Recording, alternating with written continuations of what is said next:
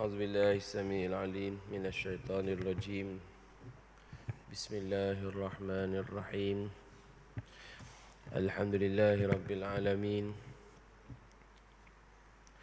والصلاة والسلام على أشرف الأنبياء والمرسلين وعلى آله وصحبه أجمعين. سبحانك لا علم لنا إلا ما علمتنا إنك أنت العليم الحكيم. رب اشرح لي صدري ويسر لي أمري واحلل عقدة من لساني يفقهوا قولي. نوينا التعلم والتعليم والتذكر والتذكير والنفع والانتفاع والإفادة والاستفادة والحث على التمسك بكتاب الله وسنة رسوله والدعاء إلى الهدى والدلالة على الخير ابتغاء وجه الله ومرضاته وقربه وثوابه. اللهم أغننا بالعلم وزينا بالحلم وأكرمنا بالتقوى وجملنا بالعافية. اللهم أخرجنا من ظلمات الوهم وأكرمنا بنور الفهم وافتح لنا بمعرفة العلم وحسن أخلاقنا بالحلم وسهل لنا أبواب فضلك وانشر علينا من خزائن رحمتك. Amma ba'du. Assalamualaikum warahmatullahi wabarakatuh. Yang dihormati lagi dimuliakan Al-Fadhil Tuan Imam, Al-Fadhil Tuan Bilal, yang berusaha lagi dikasihi barisan ahli lembaga pengurusan Masjid Abidin, Masjid Negeri Kuala Terengganu. Seterusnya kepada datuk-datuk, datin-datin, tuan-tuan dan puan-puan, muslimin dan muslimat, ibu-ibu, ayah-ayah, adik kakak muslimin yang dirahmati Allah sekalian. Alhamdulillah, sama-sama kita memanjatkan setinggi-tinggi kesyukuran kehadrat Allah Subhanahu wa taala kerana dengan limpah kurnianya pada malam yang penuh barakah ini kita sama-sama dipertemukan lagi di rumah Allah Taala ini bagi meneruskan perbincangan kita seperti biasa menerusi kitab Risalah Tauhid. Mudah-mudahan perbincangan ini mendatangkan manfaat buat diri kita semua, insya-Allah. Muslimin dan muslimat, tuan-tuan dan puan-puan, kita sambung perbincangan kita kitab Risalah At-Tauhid, muka surat 33.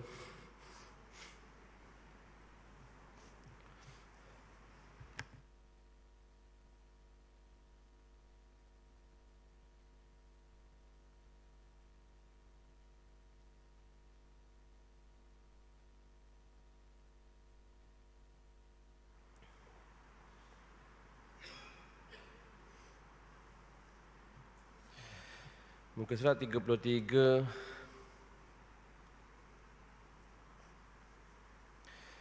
baris yang ke-9 1, 2, 3, 4, 5, 6, 7, 8. Baris yang ke-8 daripada bawah, yang ke-9 daripada perkara-perkara yang mustahil bagi Allah Subhanahu wa taala. Tuan-tuan dan rahmati Allah, muka surat 33 baris yang ke-8, iaitu perkara yang ke-9 daripada perkara-perkara yang mustahil bagi Allah Subhanahu wa taala. Bismillahirrahmanirrahim. Kita mulakan. Qala al-muallif rahimahullahu taala wa nafa'na bi 'ulumihi fid dharain amin ya rabbal alamin. Kata pengarah yang ke-9, jahlun, artinya tiada mengetahui, seperti dikatakan Tuhan tiada mempunyai pengetahuan sama sekali, atau seumpamanya, iaitu syak, zon atau waham pada barang yang diketahui daripada yang wajib, yang mustahil dan yang harus. Baik tuan-tuan, antara perkara mustahil bagi Allah Ta'ala tidak mengetahui ataupun kita namakan sebagai jahil. Kerana akal kita tidak boleh terima bahawa Tuhan itu jahil. Akal kita tak boleh terima bahawa Tuhan itu jahil. Sebab apa tuan-tuan? Sebab Tuhan ni kalau dia jahil, makna dia lemah. Kalau dia lemah, macam mana dia boleh cipta alam yang punya hebat macam ni? Orang jahil, mana dia boleh mencipta sesuatu? Bukan setakat alam, sebutir pasir pun dia tak pandai nak buat. Tu kalau jahil lah. Tapi Yang terhasil bukan setakat butir pasir, bukan setakat buahnya, tapi satu alam yang punya kompleks, mempunyai berbilion-bilion bintang, jarak yang luas mata pembandangan. Tak logik, akal kita tak boleh terima bahawa Tuhan yang mencipta alam ni dia bersifat dengan jahil. Bila dia bersifat dengan jahil, maka mustahil Tuhan tu bersifat dengan lemah. Sebab jahil ni menunjukkan lemah, menunjukkan tidak sempurna. Kalaulah Tuhan tu lemah, macam mana dia boleh cipta alam ni? Maka akal kita akan menolak sama sekali. Akal kita akan menolak sama sekali. Contoh, Allah Ta'ala cipta kita, Allah Ta'ala tak tahu apa yang akan berlaku pada kita. Mustahil. Sebab seolah-olah macam pengetahuan Allah Ta'ala itu terbatas. Kalau gitu, lemah Tuhan. Kalau lemah, macam mana dia boleh cipta alam ni? Dan alam ni ada, molek-molek ada. Maka Tuhan tidak lemah. Maknanya Tuhan tidak jahil. Akal kita tak boleh terima Tuhan itu bersifat dengan jahil. Maka bila tak boleh terima Tuhan bersifat dengan jahil, lazimlah kita mengisbatkan, iaitu akal kita wajib terima bahawa Allah Ta'ala maha mengetahui. Allah Ta'ala maha mengetahui. Tuhan tahu benda, Tuhan tahu belaka. Faham? Tuhan tahu belaka. Alah, kita bayang ginilah, nampak masjid ni comel tak? Comel tak masjid ni? Hebat tak binaan? Nak buat tiang ni mudah ke payah? Jawab dia susah. Masjid ni comel dengan bunga-bunga tu, tengok ukiran kayu tu. Kita akan kata terus bahawa mahir benar, hebat ni, bijak orang yang buat masjid ni. Tuan-tuan, akal kita terus terima bahawa bila nampak masjid ni punya hebat, kita terus kata tukang dia mesti mahir, mesti banyak ilmu, banyak pengalaman. Ni baru masjid, tuan-tuan. Akal kita boleh terima tak? Allah buat khok-khok ni semua, hak buat tiang ni tak andai, tak pandai. Kalau tiang ni bukan pandai sangat buat tiang. Jawab dia, tuan, kalau tak pandai rutuh lama dah. Bukan setakat rutuh, tiang pun tak ada. Apatah lagi masjid. Kalau tak pandai, kalau jahil. Bila kita tengok hebatnya binaan masjid ni, maka kita tahu bahawa tukang dia mesti orang yang ada pengetahuan, mesti orang yang mengetahui. Ni baru masjid. Akal kita terus tak boleh terima bahawa tukang dia jahil. Betul tak? Ni baru masjid, tuan-tuan. Baru handset. Kita kata Allah, orang buat handset tak pandai. Matematik dah lepas-lepas. SPM 14 kali fail. Dah munasabah. Kita kata mesti ni orang ni hebat.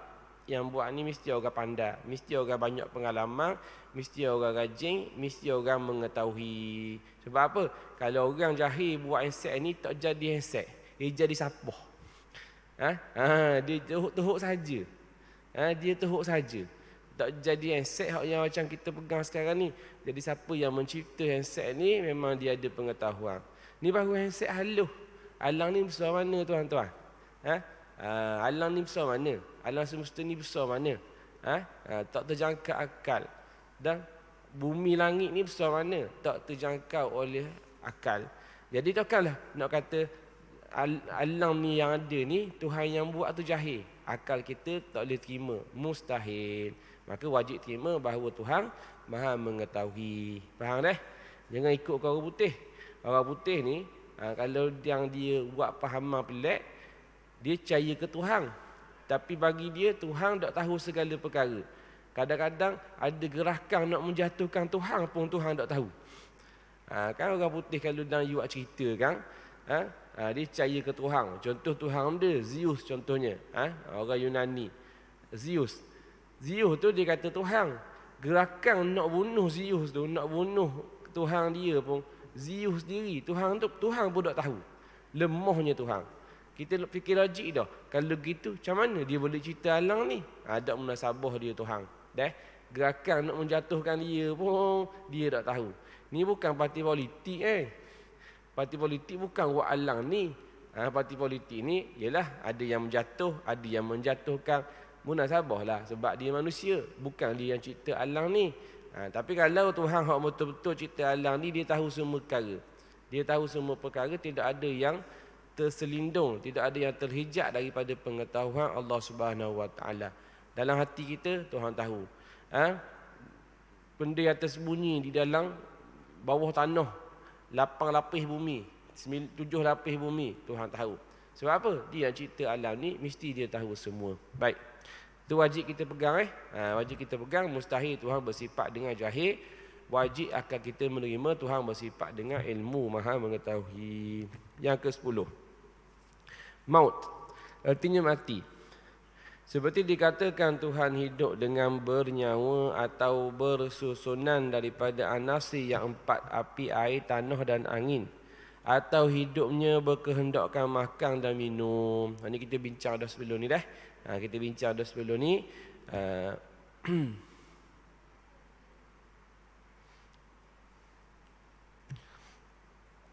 Baik. Dan yang ke-11 somam. Somam artinya tuli. Seperti dikatakan Tuhan mendengar dengan alat lubang telinga. Atau ia mendengar pada yang hampir tetapi tiada mendengar pada yang jauh. Atau ia mendengar pada yang bersuara sahaja. Okey, ini pun kita bincang dah. Hari tu rasanya tak silap sampai habis dah 20 sifat rasanya. 2 minggu dah. Rasanya dah habis 20 sifat. Jadi rasanya untuk sifat mustahil kita dah bincang sebelum ni. Tadi tu kira briefing balik lah. Maknanya ada 20 perkara wajib kita percaya. Wajib pada akal kita menerima. Wajib pada akal kita terima. Berapa? 20 sifat.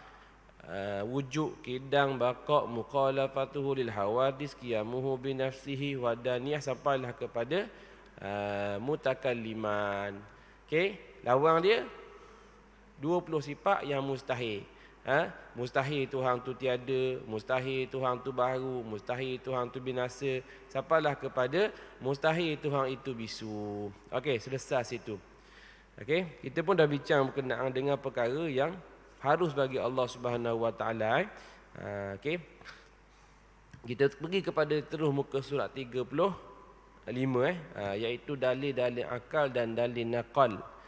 20 sifat. Okey. Jadi kita bincang berkenaan dengan sifat 20 ni, ia bukan sekadar tahu saja. Dia sekali dengan dalil. Dia 3 syarat.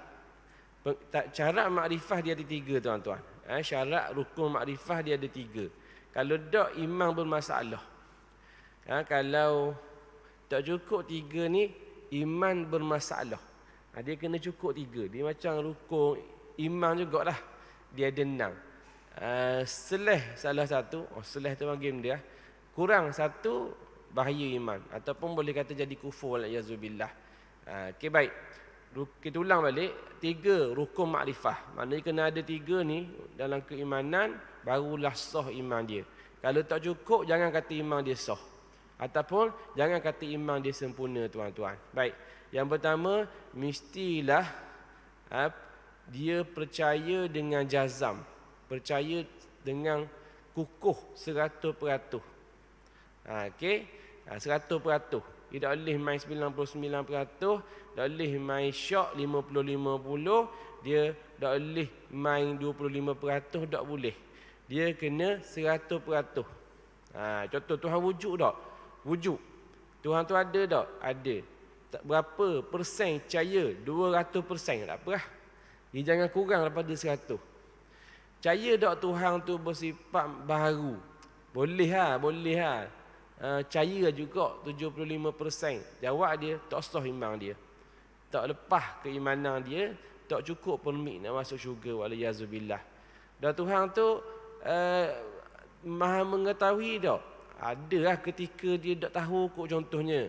Mungkin lah, mungkin 50-50. Jawab dia, tak sah iman dia. Tak layak masuk syurga. Dia kena 100%. Itu yang pertama. Yang kedua, dia kena mutabik lil waqi'. Dia kena bertepatan dengan realiti. Hak yang dia pegang 100% tu, benda hak betul. Dia jangan 100% benda salah. Dia pegang percaya 100%, tapi benda salah. Contohnya macam orang Kristian, dia percaya 100% bahawa Nabi Isa tu Tuhan. Betul tak Nabi Isa tu Tuhan pada realiti? Tak, Nabi Isa manusia, bukannya Tuhan. Maka walaupun dia percaya 100%, tapi kepercayaan tak betul-betul dengan realiti, tak sebenar. Bukan kebenaran sebenar. Maka tak sah iman dia. Dia percaya tak Allah Ta'ala tu Maha Esa. Percaya berapa peratus? 100%. Okey, syarat pertama selesai. Dah Tuhan Maha Esa tak? Tuhan Maha Esa. Jadi selesai. 2 hukum. Okey. Yang kedua ni kena mutabiqul lil waqi', maknanya dia kena percaya barang hak memang betul. Barang sebenar. Barang realiti. Barang tu barang realiti. Tuhan Maha Kuasa tak? Tuhan Maha Kuasa. Berapa peratus mu percaya bahawa Tuhan Maha Kuasa? 800%. Tak apa lah. Jangan bawah pada 100%. Jangan bawah 100. Jangan 99 ke bawah. Jadi syarat pertama okey. Syarat kedua okey. Beres. Cukup rukun kedua. Percaya tak bahawa Tuhan tu makhluk? Tuhan tu sama dengan makhluk. Percaya berapa persen? 100%. Sah tak iman? Okey, 100%. Bagus dah. Cukup syarat pertama. Kedua, Tuhan tu tak sama dengan makhluk. Jadi kepercayaan dia salah, tak sah iman dia. Okey. Dah hak sebenar dia. Tuhan tak sama dengan makhluk. Baru betul. Barulah syarat kedua lepas. Syarat ketiga, mestilah ada dalil. Setiap pegangan kepercayaan ni kena ada dalil. Kalau tak, bahaya iman dia jadi muqallid. Dia jadi orang yang pegang sesuatu membabi buta. Contohnya apa? Tanya dia, Tuhan tu ada tak? Dia kata ada. Mu percaya tak? Ya, aku percaya 100%. Pertama cukup lepas dah. Yang keduanya, betul dah memang Tuhan tu ada. Lepas tu tanya dia, yang ketiga ni, nak sahkan yang ketiga ni. Cuba bagi sikit bukti bahawa Tuhan tu ada. Dia kata tak tahu kok. Dan yang mu kata ada tu, tak tahulah awet khabar. Contoh ngaji ngawet, ngaji akidah ngawet dia. Contohnya lah, dah mu percaya tu, dia khabar. Hari dak khabar aku tak tahu. Yang ni kepercayaan tanpa dalil. Orang macam ni akidah dia dalam bahaya, bagai kata lo di hujung tanduk. Apa pula? Sebab bila-bila masa je boleh goyah. Sebab tidak ada bukti, tidak ada pegangan. Tuan-tuan, kita belajar ngaji akidah memang kena dalil.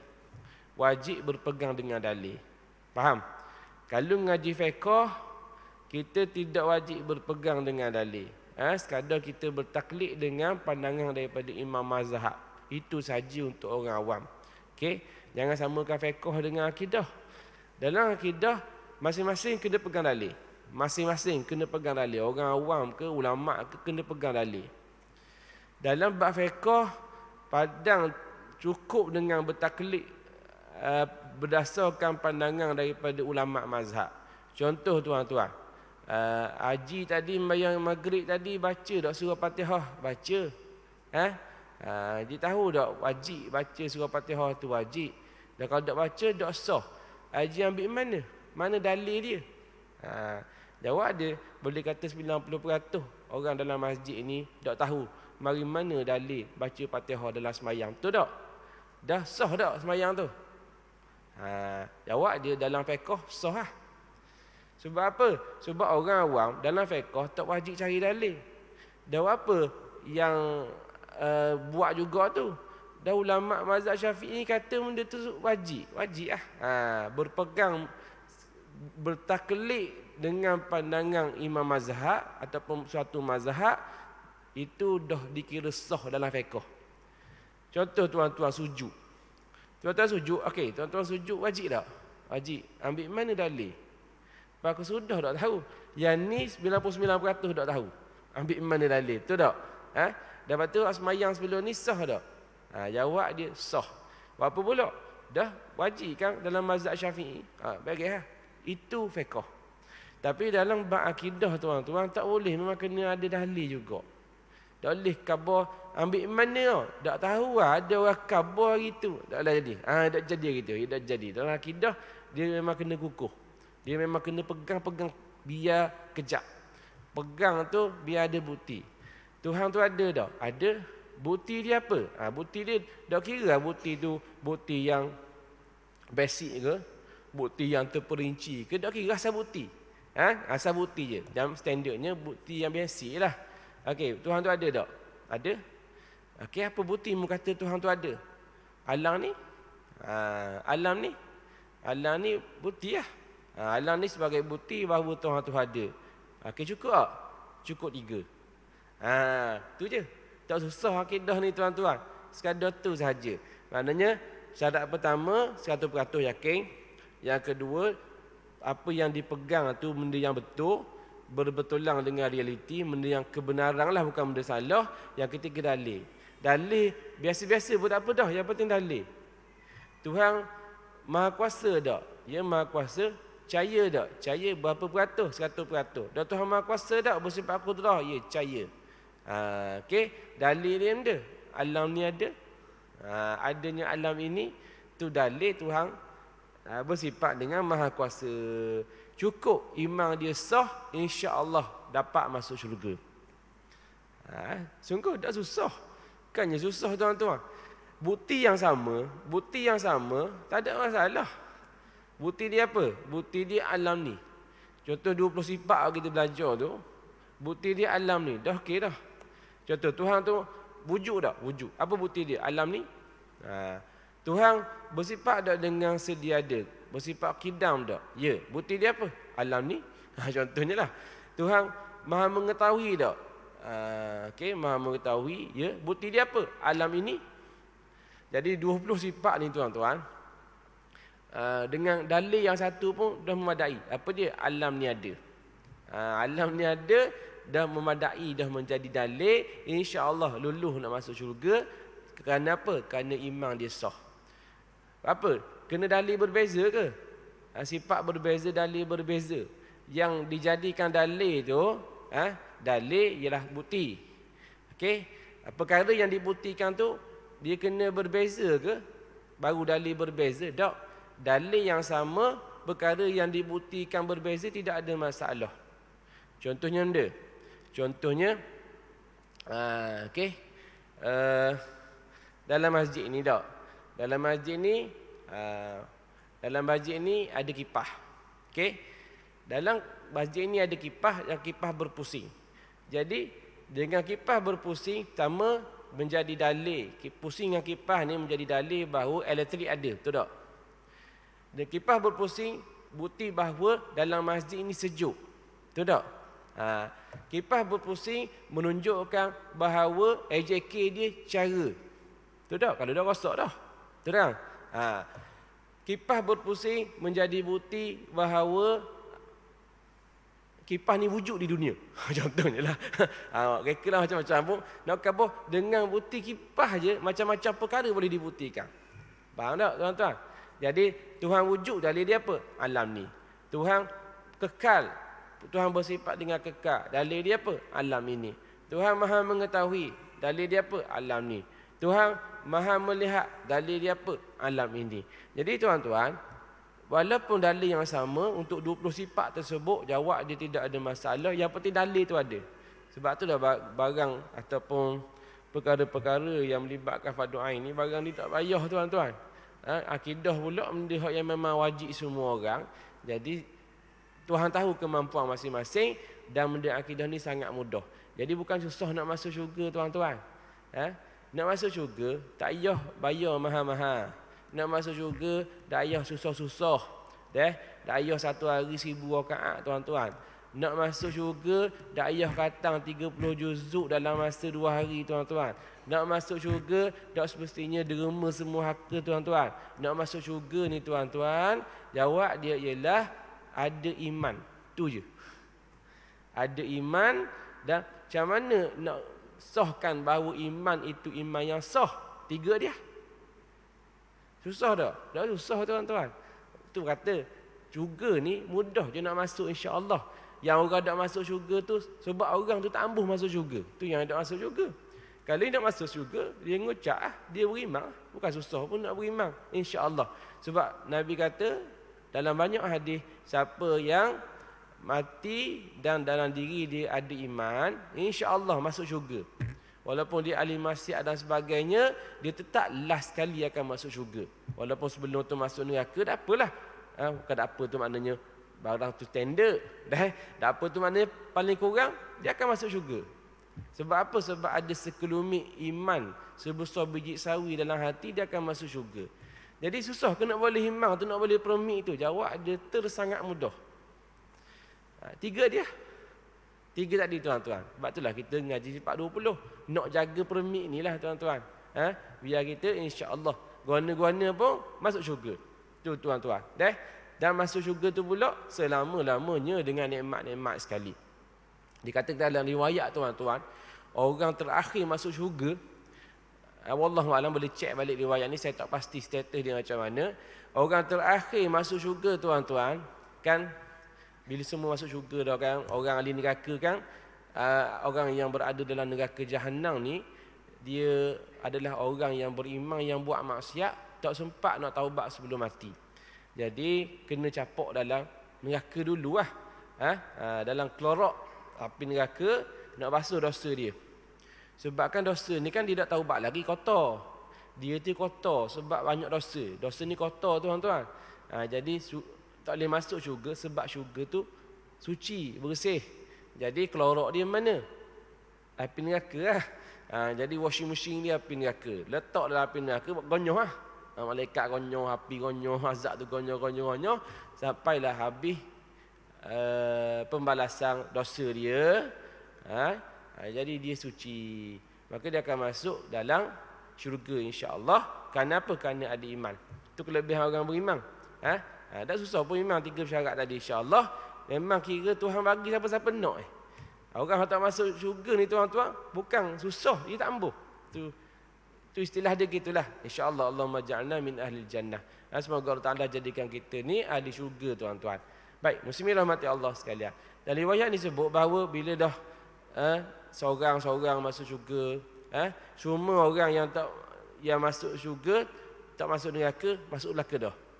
Yang masuk neraka dulu, bila bersih dosa, pas orang masuk syurga, sehingga kosong neraka jahanam, tinggal seorang lagi. Tinggal seorang lagi tuan-tuan. Tinggal seorang lagi, dialah lelaki yang terakhir masuk syurga. Okey. Bila dia masuk syurga tuan-tuan yang rahmati Allah sekalian, dia tengok syurga ni, ni ada 2 orang, ni booking dah. Gerang tanah ni orang racuk dah. Tanah rezak kerajaan ni tak boleh nak tepah. Tanah ni rezak parit. Ni tak boleh, ni istana orang lain dah. Jadi dia tengoklah, semua dah ada tempat masing-masing dalam syurga.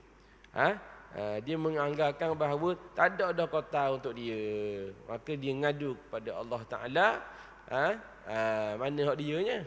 Ya Allah, bagilah tempat ke dia. Kecil apa dah? Kecil pun tak apa dah. Orang ni banyak dosa kan, sebab dia last sekali tuan-tuan. Dia last sekali. Jangan ceritalah orang mari sejid ni insya-Allah orang baik lah. Orang artis sakut dengan masjid ni orang baik insya-Allah. Nabi kata fashhadu lahu bil iman. Saksikanlah dia ni dengan keimanan. Dia ni ada iman insya-Allah dalam diri dia. Jadi hak yang dosa banyak ni, mungkin sembahyang tak penuh, mungkin zakat tak penuh, mungkin puasa tak penuh, haji pun lagilah jauh nak buat, tapi dia beriman. Jadi dia basuh-basuh dosa-dosa dia, dan sekali masuk ke dalam syurga, tengok-tengok macam penuh dah, macam penuh pada pandangan dia. Jadi dia tanya Tuhan, ada tak bahagian dia? Maka Allah Ta'ala kurniakan kepada dia satu tempat 10 kali ganda keluasan bumi dan 7 petala langit. Tu reserve untuk orang hak last sekali masuk syurga. Kalau hak geng-geng sejik ni, insya-Allah hak golongan awal ni, bayangkan luah mana Tuhan bagi. Faham tak? Masa tu tak payah balah nak ambil rezak lokang. Kalau kita ni tuan-tuan, kalau kat dunia ni mari MBKT nak bila nak pecah luk, buka pelang, tak boleh tanah ni ada reza lokang, kena bahang sikit 20 kaki. Ni reza jalan. Bahang pulak 10 kaki. Tinggal besar tanah kubur je. Contohnya lah. Marah jangan bimbang di syurga tuan-tuan. Hak tu gambaran orang hak last sekali. Hak banyak dosa tuan-tuan. Hak ahli masjid, hak yang ada iman yang teguh macam orang dalam sejid ni insya-Allah, dan pendengar yang ada ni insya-Allah kita boleh bayangkan luah mana nikmat yang Allah Taala bagi dalam syurga. Baik tuan-tuan mati Allah sekalian. Susah ke nak boleh? Jawab dia tak susah. 3 dia. Yang pertama, kena yakin 100%. Yang kedua, mutabiqul lil waqi', mestilah benda dia percaya tu betul benar kena dengan realiti, maknanya apa yang dia pegang tu benda benar. Jangan anggap dia percaya 100% hanya ping Tuhan. Tak dia tu, sebab hanya ping bukan Tuhan, bukan benda benar tu. Percaya Allah Ta'ala tu esa, Allah Ta'ala tu Maha Kuasa, Allah Ta'ala tu bersifat dengan sedia ada dan sebagainya. Betul tu. Kemudian dalil dia apa? Alam ini, contohnya, cukup syarat, insya-Allah masuk syurga. Payah tak tuan-tuan? Tak payah. Nak tambah je. Sebab tu Nabi sabda dalam satu hadis, semua orang masuk syurga, yadkhulul jannah illa man abah. Semua orang masuk syurga, boleh masuk syurga, melainkan orang tak ambuh. Maman ya abah ya Rasulullah, sahabat tanya, siapa tak ambuh? Siapa yang kan? Okey, iaitu orang yang tak ambuh. Ada golongan yang tak ambuh tuan-tuan. Maknanya benda ni bukan payah. Nak ceritanya bukan payah, mudah tuan-tuan, nak tak ambuh. Faham? Kalau payah lain cerita. Contoh syarat nak masuk syurga ialah mesti satu hari kena khatam 3 kali. Jeng kita. Contohnya, satu malam nak masuk syurga syarat dia tiap-tiap hari 1000 rakaat sembahyang malam. Jeng kita. Macam nak tu lah. Awak nak anak saya, syarat dia ialah 40 hari mari semajid 5 waktu, jadi imam, kemudian khatam 30 juzuk Quran 3 kali. Tak apa Pak Cik, saya cari orang lain lah. Macam tu. Ketak dengan syarat Pak Cik, orang panggil syarat puteri gunung ledang. Nak ke puteri gunung ledang, main talang hati nyamuk lah, darah apa putera lah, nak gini, nak jamatang sampai ke gunung ledang lah. Kalau kita mudah je. Kalau gitu syarat minta maaf tak jadi lah nak pinang. Tu syarat puteri gunung ledang. Sebab barang payah. Okey, dah syurga barang payah gitu. Tak, mudah je tuan-tuan, nak tambah je. Sebab tu kita yakin insya-Allah. Jadi untuk yang ketiga tadi tuan-tuan, berkenaan dengan dalil akal. Jadi kena tahu juga dalil sedikit sebanyak supaya biar kemahlah. Memang kita boleh kata dah percaya tak Tuhan tu wujud? Percaya. Apa bukti dia? Alam ini. Okey, padang dah. Walaupun orang persoal kata balik, dah apa kaitan alam ni dengan kewujudan Tuhan? Kita kata dok tahu, dok tanya ustaz hang ajar, kita mari saja singgah je kejap ni. Dia nak tumpang semayang. Contohnya lah. Ada apa dah? Sebab menjawab rok tu tak mestinya dia bukan fardu ain, dia fardu kifayah ada situ. Kita pegang hak 3 tadi, walaupun kita pegang dengan dalil basic gitu, tak kalau orang persoal tak ada nak jawab, tidak ada masalah. Cukup dah situ.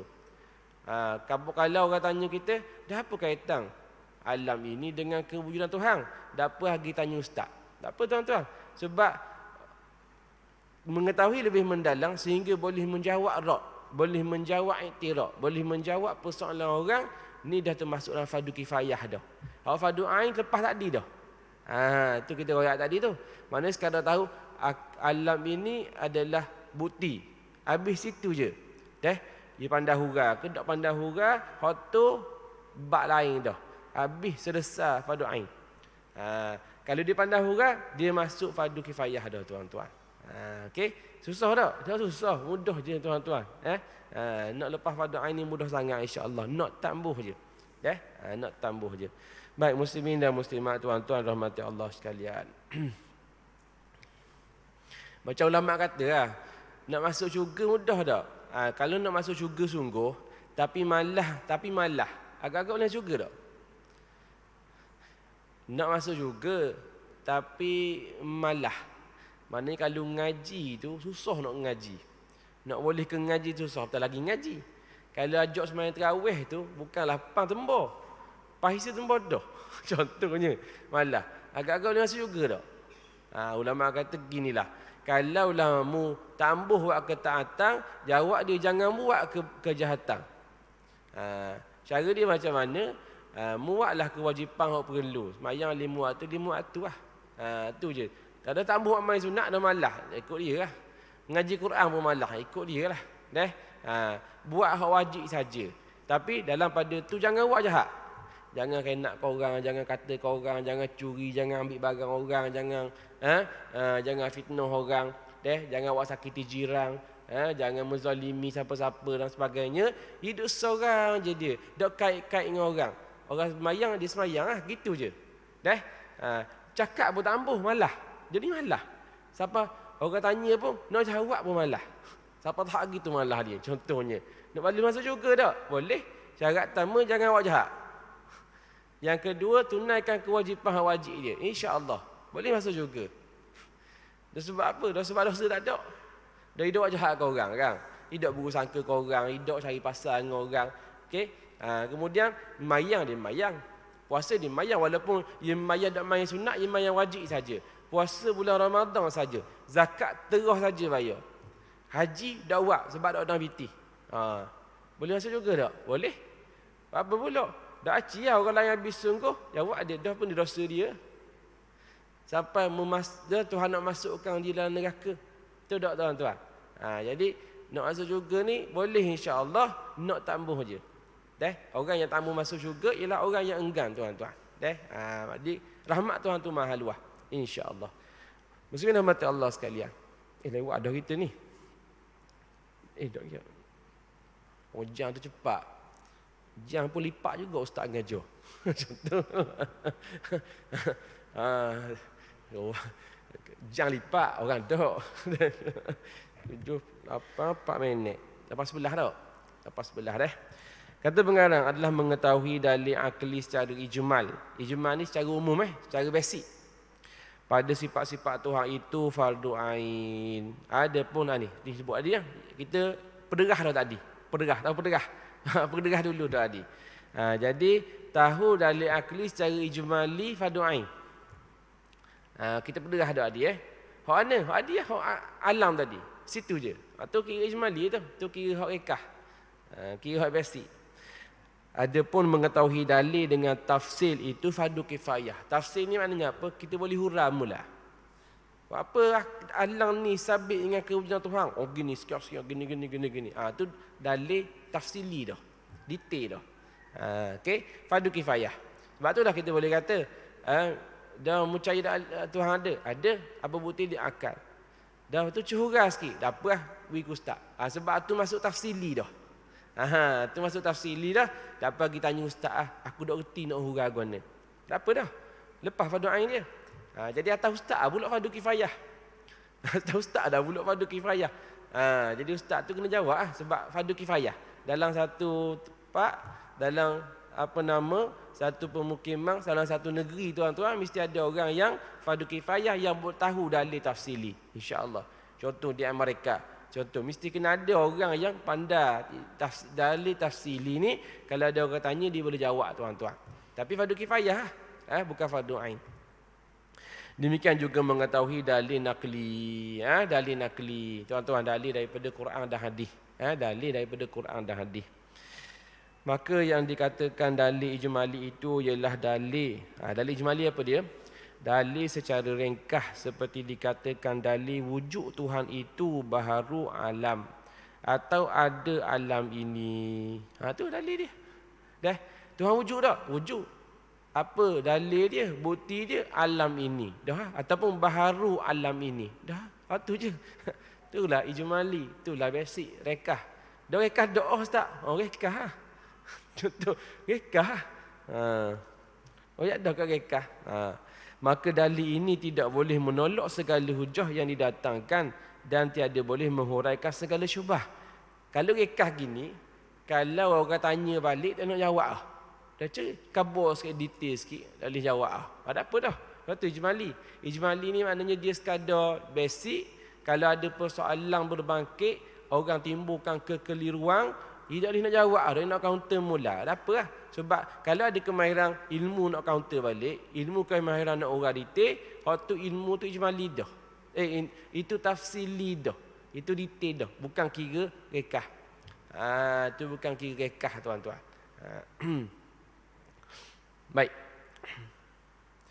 Maknanya kalau dalil tafsili ni dia boleh jawab syubhah. Dia boleh jawab syubhah.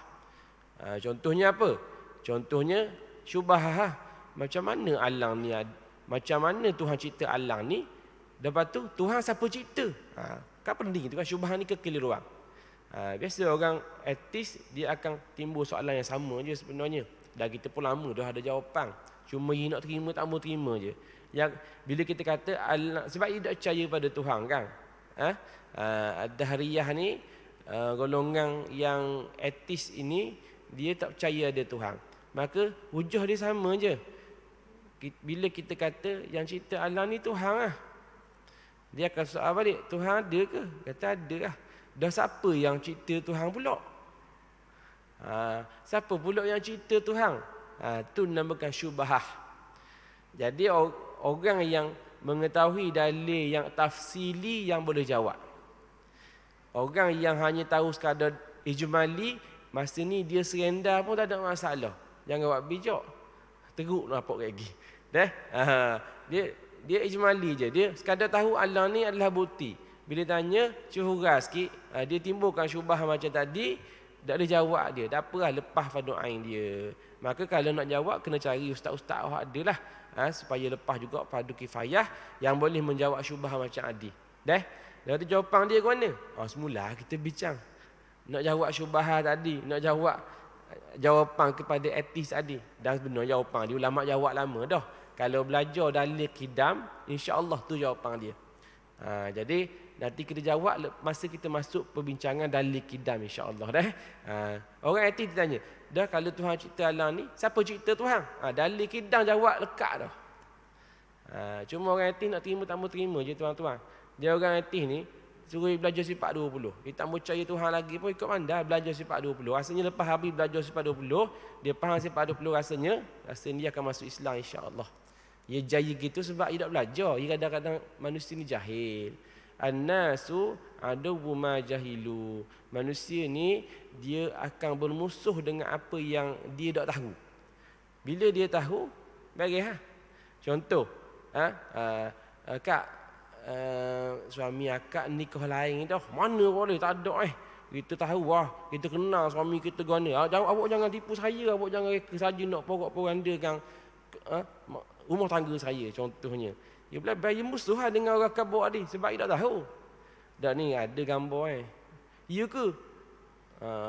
Ya akak minta maaf contoh. Tak musuh dah lah. Sebab tahu dah. Dia marah sebab dia tak tahu. Bila dapat bukti dah, tahu dah. Dia tak musuh dah lah dengan orang hak kabur tu. Betul tak? Bila tak tahu dia akan musuh. Jadi etis ni kadang-kadang dia tak tahu dan dia tak ada hujah. Orang tak ada kabur ke dia. Kalau lah anda dia tahu, dia tak akan jadi etis dan tak akan bermusuh. Bahkan dia akan terima, insya-Allah. Okey, cukup setakat tu perbincangan kita, insya-Allah. Ada rezeki kita akan sambung lagi pada pertemuan akan datang. Rasanya masing-masing boleh faham, insya-Allah dah. Dan sikit lagi kita sambung. Dan boleh menghuraikan segala syubhah. Itu dalil tafsili lawan pada ijmali tadi. Dan dikatakan dalil tafsir itu ialah perenggan kata yang mengandungi dua mukaddimah. Pendahuluan dipanggil mukaddimah dan satu natijah iaitu kesudahan bagaimana akan datang. Insya-Allah akan bincang berkenaan dengan dua perenggan kata. Dia ada dua qadiyah. Insya-Allah. Apa maksud dia? Nanti kita akan terang, insya-Allah, pada pertemuan akan datang. Wallahu a'lam. Bismillahirrahmanirrahim. Allahumma fa'na bima 'allamtana wa 'allimna bima yanfa'una. Rabbana zidna 'ilma warzuqna fahma. Rabbana atina fid dunya hasanah fil akhirati hasanah wa qina adzabannar. Sallallahu ala sayyidina Muhammad wa ala alihi washabihi wasallam. Walhamdulillahirabbil alamin. Aku qouli hadza wa astaghfirullahal azim li wa lakum.